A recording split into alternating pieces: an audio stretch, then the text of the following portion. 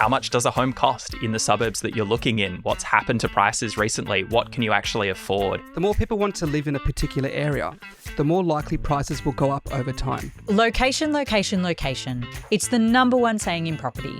So how do you pick a good one? Look, let's be honest, most buyers out there aren't throwing a dart at a map. You might already be looking in a handful of suburbs that make sense for your job, your family, or your lifestyle, and now you might be trying to narrow it down. Today, I'm joined by Antoni Granata, Home Loan Specialist at Westpac, and Angus Moore, Executive Manager of Economics at REA Group, here to help unpack the top location factors buyers should weigh up. Antoni, what does location matters actually mean when someone is deciding where to buy? It's about comparing what each suburb offers, what makes a suburb appealing, not just today, but also into the future. That includes things like good schools, easy commutes, infrastructure developments, parks, access to shops or cafes. The more people want to live in a particular area, the more likely prices will go up over time. So choosing a property location isn't just about your current lifestyle. It could also make a big difference in how much your home is worth in the future.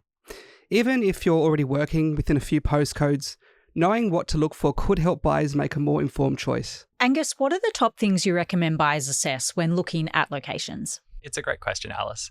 I think there's probably three things that I'd bucket out. And the first is really very personal and hard to give general advice about, which is it's what matters to you and what you're looking for in a suburb. You know, this can be things like being close to cafes and restaurants or parks or schools or public transport. You know, that's obviously going to differ across people, and it's very hard to give general advice in that sort of thing. The second one, though, maybe is a little bit easier, which is the sort of things that you might not see in a suburb or you might not see when you go to an open home, which are things like bushfire risks or flood risks or, you know, what restrictions the council has on what you can do with a renovation. Sort of things you have to do some research on, but you wouldn't see if you look at the home. And then the third one is data, which, you know, obviously the one closest to my heart as an economist. This is just things like how much does a home cost in the suburbs that you're looking in? What's happened to prices recently? What can you actually afford? And this is important for thinking about how you trade off between different suburbs. You know, you might be able to afford a 2-bedroom apartment in the suburb you most want, but a 3-bedroom house in a maybe slightly less attractive suburb. And so knowing what those two things cost and what you can get is really important for calculating that trade-off. Okay, let's talk about schools. Even if buyers don't have kids, this still comes up a lot, right? Yeah, schools are obviously a pretty pertinent factor for a lot of buyers. And one of the things that we know from research is that they can have a big impact on home prices. One of the fun things about school zones from an economist perspective is they have these really discrete boundaries. And so you can compare the value of homes just inside and just outside the school district and look at what impacts those school zones have on home values. And the answer is pretty substantial. A 1 standard deviation increase in school quality, and what that means is going from sort of an average school to a school in the sort of top 15% or so, can increase home prices in the order of 3 to 4%. Now, there's a lot of assumptions that go into that, and you know what we mean by school quality is all very technical, but I've used up my quota of statistics words that Alice gave me, so I won't go into it in any more detail other than to say it does have an impact on home prices. All right, let's go that long-term factor. And a big one is infrastructure, Angus. Is it worth buying into an area based on what's coming and not just what's already there? Yeah, infrastructure is obviously pretty critical for most home buyers.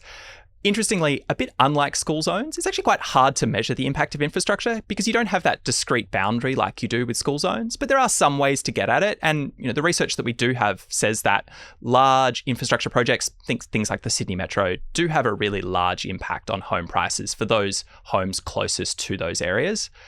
Importantly, it's not an impact that happens when it opens. It's the sort of impact that people anticipate. And so it gets built into home prices ahead of those projects actually completing. Antoni, how can Westpac help buyers compare suburbs from a lending point of view? We help customers assess what they could afford across preferred suburbs, looking at property prices, how much they can borrow, and what their repayments might look like in each area.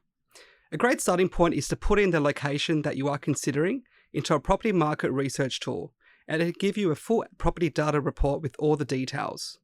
Sometimes adjusting your location slightly and looking at suburbs further out of the CBD can make a huge difference in what you could afford without sacrificing your lifestyle. Well, PropTrack data says that people are staying in their homes 10.9 years on average nationally. So one factor I imagine is that you would want to buy in a location that is going to go up in value. Angus, how on earth would you predict that? I wish that I knew, Alice. It's very hard to predict and I don't have a crystal ball. And you know, my usual joke here is if I did know, I'd be retired by now. What you can do is look at how the suburbs performed in the past. Of course, that's no guarantee of future performance, as the disclaimer always goes, but it can give you some guide. But the other thing I'd say is just, if you're planning to live in a home for 11 years, one of the really important considerations is not necessarily what home prices are going to do, because it's very hard to predict over there, but is that home going to be the right fit for you over that period? Absolutely. One last question. Angus, what are your top 3 location red flags? Yeah, again, this is one that's quite personal and very hard to give general advice on. So the first one I would say is really, what is it that you want in a home, and does the suburb meet those criteria? Things like cafes, restaurants, access to public transport, those kind of things. And if you don't have those, you'd consider that a red flag for you. The second would be the sorts of risks that are maybe not apparent just looking at a home, things like bushfire, flood risks, those kind of things. Now, they may not be a red flag for you necessarily, but they're the sort of thing you'd want to know about before you buy a home. And then the third would be similarly, things like infrastructure and access to public transport. Again, not being able to get close to a train station may not be a red flag for you. It really depends on your circumstance, but it's the sort of thing you'd want to know before you buy a home. And so it is really important to do your research on these things.